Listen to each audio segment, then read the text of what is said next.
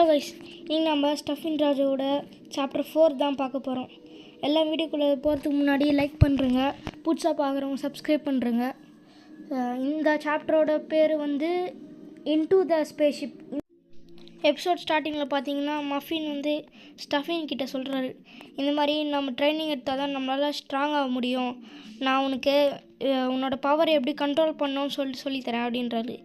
அந்த சமயத்தில் ஸ்டஃபின் சொல்கிறாரு, உன்னோட ட்ரெஸ் எப்படி இருக்குது அது முதல்ல சொல்லி, நான் தான் உனக்கு புதுசாக வாங்கிட்டு வந்தேன் அப்படின்னு சொல்லி காமெடி பண்ணுங்கிறாரு.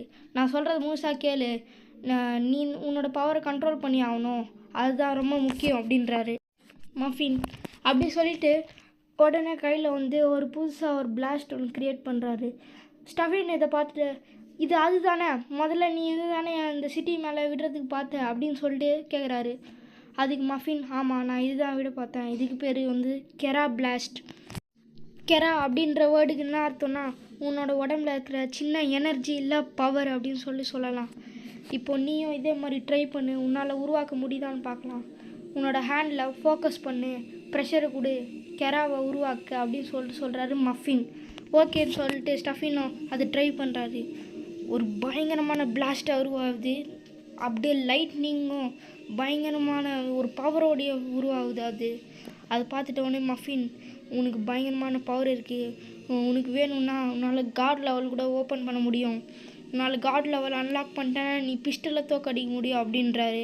பிஸ்டலா, யாரா அவன் அப்படின்னு சொல்லிட்டு ஸ்டஃபின் ராஜ் கேட்க, அது மஃபின் சொல்கிறாரு, அவன் ஒரு பயங்கரமான கெட்டவன், அவன் கிட்டத்தட்ட ஒரு அரக்கனுக்கு சமம், அவன் டைம் மிஷினை யூஸ் பண்ணி வேறு டைம் லைனுக்கு இல்லை வேறு மல்டிவர்ஸுக்கு போயிட்டு அந்த மல்டிவர்ஸை முழுசாக அழித்து அதில் இருக்கிற எல்லா பவரையும் அவன் அப்சர்வ் பண்ணிவிட்டு அதுக்கப்புறமா தான் இந்த காட் ஃபார்ம் அவனுக்கு கிடச்சிது. அவன் யூஸ் பண்ண அந்த மிஷின் பேர் மல்டிவர்சல் ட்ராவலிங் மிஷின் நினைக்கிறேன். பட் ஒன்றும் பிரச்சனை இல்லை, அவனை நான் ஏற்கனவே அழிச்சிட்டேன். நான் அந்த ஸ்பேஸ்ஷிப்பில் யாருக்கும் தெரியாமல் பாம் வச்சிட்டேன். இன்னத்துக்கு அந்த நியூக்ளியர் பாம் பயங்கரமாக வெடித்து செதறி இருக்கும்.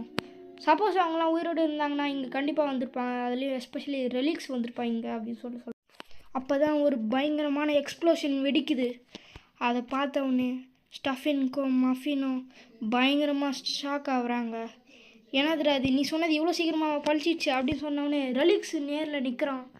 ரெலிக்ஸு மஃபினையும் ஸ்டஃபினையும் பார்த்துட்டு, நீ இங்கே இருக்கிற துரோகி, என்ன தைரியம் தான் ஸ்பேஸ்ஷிப்லேயே நீ பாம் வச்சுருப்ப, அதுவும் எங்களுக்கே தெரியாமல், உன்னை நீ நான் சும்மாவே விட மாட்டேன்டா அப்படின்னு சொல்லிட்டு ஃபுல் ஸ்பீடில் ரெலிக்ஸ் வராது. அந்த கேப்பில் மஃபின் வந்து ஸ்டஃபினுக்கு ஒரு சாவி கொடுக்குறாரு. என்னடா இது, என்ன சாவி என்னத்துக்கு இது அப்படின்னு சொல்லிட்டு ஸ்டஃபின் கேட்க, அதுக்கு மஃபின் சொல்கிறாரு, நீ ஸ்பேஸ்ஷிப் எடுத்துன்னு போ, உடனே பிஸ்டல் இருக்கிற இடத்துக்கு போ, நீ அவனை அழிச்சு ஆகணும், எல்லாம் இன்னும் உயிரோடு இருக்கிறாங்க, அவனை கண்டி நீ அழிக்கலன்னா இந்த யூனிவர்ஸே அழிஞ்சு போயிடும் அப்படின்றாரு. நீ அங்கே போகிற வரைக்கும் நான் இந்த ரெலிக்ஸ் பையனை பார்த்துக்கிறேன் அப்படின்னு சொல்லிட்டு ஒரு பயங்கரமான ஃபார்ம் ஒன்று அன்லாக் பண்ணுறாரு. அதில் அவன் கண் வித்தியாசமாக இருக்குது. பட் ஸ்டஃபின் பார்த்தீங்கன்னா, அதெல்லாம் இருக்கட்டும், எனக்கு பறக்க தெரியாதே, நான் எப்படி அவன் ஸ்பேஸ்ஷிப்பை கண்டுபிடிப்பேன் அப்படின்னு சொல்லிட்டு மஃபின் கிட்ட கேட்குறாரு. ஒன்றும் பிரச்சனை இல்லை, நீ கெரா பிளாஸ்ட் உன் காலில் யூஸ் பண்ணு, அதுவே போதும், உன்னால் பறக்க முடியும் அப்படின்றாரு. பார்த்தா நிஜமாலே ஸ்டஃபினால் அந்த மாதிரி செஞ்சு பறக்க முடியுது. சரி okay, bye bye, all the best அப்படின்னு சொல்கிறாரு. அதுக்குள்ளே ரெலிக்ஸு மஃபினை பயங்கரமாக தாக்குறாரு. க்ளோஸ்அப்பை மஃபினை காட்டுறாங்க. இப்படி தான் மஃபின் அந்த நியூ ஃபார்மில் இருக்கார். ரெலிக்ஸ் அதை பார்த்துட்டு, என்னது இந்த கண்ணை எப்படா உங்ககிட்ட எப்படி இந்த ஃபார்மை அன்லாக் பண்ண அப்படின்னு சொல்லிட்டு பயங்கரமாக ஷாக் ஆகுறாரு. இது என்னமோ கொஞ்சம் காடு சம்மந்தப்பட்ட விஷயம் போல இருக்குது, நான் இது நெக்ஸ்ட் சாப்டரில் சொல்கிறேன். ஸ்டஃபின் வந்து உடனே பறந்து போகிறாரு. அந்த ஸ்பேஸ்ஷிப்பை எப்படியோ கண்டுபிடிச்சிடறாரு. அங்கே போயிட்டு சாவி திறந்து அந்த ஸ்பேஸ்ஷிப்பையும் ஓப்பன் பண்ணிடுறாரு. இங்கே பார்த்தீங்கன்னா அந்த டோரம் மக்களோட ஸ்பேஸ்ஷிப்பில் எப்படி இருக்குமோ அதே மாதிரி தான் சிஸ்டம் இருக்குது. இங்கே ஒரு மெயின் இன்ஜின், பட்டன்ஸ், அந்த மாதிரி நிறைய விஷயம்லாம் இருக்குது. அதெல்லாம் கண்டுக்காமல் நம்ம ஸ்டஃபின் ராஜ் ரெட் பட்டனை தேடினுக்கிறாரு. எங்கடா அது போச்சு அப்படின்னு சொல்லிட்டு தேடினுக்குள்ளே ஃபைனலாக அந்த ரெட் பட்டன் கிடச்சிச்சு.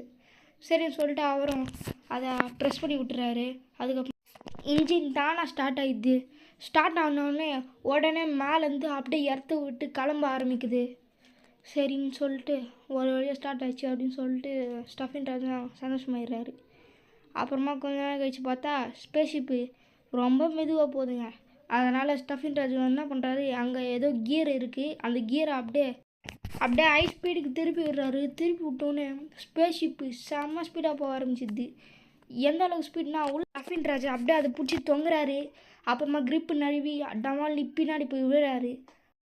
இதெல்லாம் தாண்டி ஃபைனலாக அவங்க டோரம் பீப்புளோட ஸ்பேஸ்ஷிப்பை நெருங்கிட்டாங்க. அது போயின்னு இருக்குது. அப்போ கூட ஸ்பேஸ்ஷிப்பு வந்து ஸ்டாப் ஆகலை. இது எப்போ ஸ்டாப் பண்ணுறது எனக்கு சுத்தமாக தெரியலையா, நம்ம இடிக்க போகிறோன்னு நினைக்கிறேன் அப்படின்னு சொல்லி வாயை மூடுறதுக்குள்ளே டமால்னு போய் இடிச்சிக்கிறாரு. அந்த இந்த ஸ்பேஸ்ஷிப்பும் கிராஷ் ஆனதுக்கப்புறமா உள்ளே இருக்கிற அந்த செவரெலாம் உடஞ்சி அது வழியாக அவர் உள்ளே வராரு. உள்ளே வந்தால் ஃபுல்லாக ஹியூமன்ஸ் இருக்கிறாங்க. அதை பார்த்த ஸ்டஃபின் ராஜுக்கும் செம்மையான ஷாக்கு, அங்கே இருக்கிறவங்களுக்கும் செம்மையான ஷாக்கு. இங்கே அப்புறம் மனுஷங்க இது அப்புறம் வாய்ப்பு இருக்குது அப்படின்னு சொல்லிட்டு ஸ்டஃபின் ராஜ் யோசிச்சுருக்கிறாரு. ஒருவேளை இதுதான் பிஸ்டலோட இடம் போலகுது, பிஸ்டல் எங்கே உனக்கு தெரியுமா அப்படின்னு சொல்லிட்டு அங்கே இருக்கிற மக்கள் கிட்ட கேட்குறாரு. அங்கே இருக்கிறவங்களும் இவன் நம்மளோட பாஸ் பற்றி தான் பேசுகிறான் போலகுது அப்படின்னு சொல்லிட்டு உஷாராயிட்டாங்க. அப்போ அங்கேருந்து ஒருத்தன், யாரா நீ, எப்படி எங்களோட பாஸோட பேர் உனக்கு தெரியும் அப்படின்னு சொல்லி கேட்குறான். பக்கத்தில் இருக்கிறவன, ஆமாம் எப்படி தெரியும், நீ யார் அப்படின்னு சொல்லி கேட்குறான். அப்போ ஸ்டஃபின் ராஜு அதை தெரிஞ்சிட்டோடனே, ஓ பிஸ்டலு உன்னோட பாஸா, இருறா வச்சுக்கிறான் அப்படின்னு சொல்லிட்டு, எங்கடா அந்த பிஸ்டலு கூப்பிட்றான் அவனை எப்படி அப்படின்னு சொல்கிறாரு நம்ம ஸ்டஃபின். அதை கேட்டு ஒருத்தன், எங்கள் பாஸையே நீ இப்படி சொல்கிறியா, உனக்கு எவ்வளோ தைரியம் இருக்கும், முஞ்சே என்னை தோக்கடிச்சு காட்டுறா பார்க்கலாம் அப்படின்னு சொல்லிட்டு சொல்கிறாரு. நான் அடிக்கிற அடியில் நான் பண்ணது தப்பு தான் அப்படின்னு சொல்லிட்டு உன் வாயிலேருந்து வரும் பார்க்குறியா அப்படின்னு சொல்லி அவரும் ஸ்பீடாக குத்தலான்னு சொல்லிட்டு வர, அப்போ நம்ம ஸ்டஃபின் ராஜும் ஒன்றும் பண்ணல அப்படின்னு நின்றுக்கிறாரு. அவனும் வந்து ஸ்டஃபின் ராஜோட வயிற்றில் இறங்குறான். பட் ஸ்டஃபின் ராஜுக்கு வலிதோ இல்லையா, அவன் கை மட்டும் கையில் இருக்கிற எலும்பு அப்படி சுக்குனூராக உடஞ்சி போயிடுது. அவன் கை எலும்பு அப்படியே உடஞ்சவனே அவனும் வலியில் பயங்கரமாக கத்துறான். என்னோட கையை யாரா நீ, எப்போ என்னடா இவ்வளோ ஸ்ட்ராங்காக இருக்கிற, எங்கேதுடா வந்த அப்படின்னு சொல்கிறான். பாவம் கண்ணிலேருந்து தண்ணியாக வர ஆரம்பிச்சிது. அப்போ தான் ஸ்டஃபின் ராஜு ஒரு மாதிரி காட் ஃபார்மில் இருக்கிற மாதிரி அவன் கண்ணுக்கு தெரியுது. இவன் ஒன்றும் சாதாரண இல்லை, இவன் காடுடா அப்படின்னு சொல்லிட்டு அழுதுங்கன்னே கத்துறாரு. அதோட இந்த சாப்டர் முடியுது. உங்களுக்கு இந்த சாப்டர் பிடிச்சிருந்தா மறக்காமல் லைக் அண்ட் சப்ஸ்கிரைப் பண்ணுறேங்க. உங்கள் ஃப்ரெண்ட்ஸுக்கு இதை ஷேர் பண்ணி விட்டுருங்க. உங்களுக்கு ஏதாச்சும் டவுட் இருந்துச்சுன்னா மறக்காமல் கமெண்ட்ஸில் அது போட்டுடலாம். நான் சாப்டர் 5 வீடியோவை நெக்ஸ்ட் சண்டே அப்லோட் பண்ணுறேன், மிஸ் பண்ணுறாதீங்க. அதில் ஒரு பயங்கரமான ட்விஸ்ட் இருக்குது. அதில் நம்ம பிஸ்டல் பற்றியும் ஸ்டஃபின் ராஜ் பற்றியும் தான் பார்க்க போகிறோம். அதுக்கப்புறம் நம்ம இந்த பிஸ்டல்ன்ற கேரக்டரை வந்து சாப்டர் 1லேயே பார்த்துருப்போம். அதில் ஒரு சின்ன மிஸ்டேக், அவன் பேர் வந்து பிஸ்டல் ராஜ் கிடையாது, வெறும் பிஸ்டல், அவ்வளோதான். ஓகே கைஸ், இதோட இந்த வீடியோவை நான் முடிச்சிக்கிறேன். நாம் நெக்ஸ்ட் வீடியோவில் சந்திக்கலாம். அது வரைக்கும் take care and thanks for வாட்சிங்.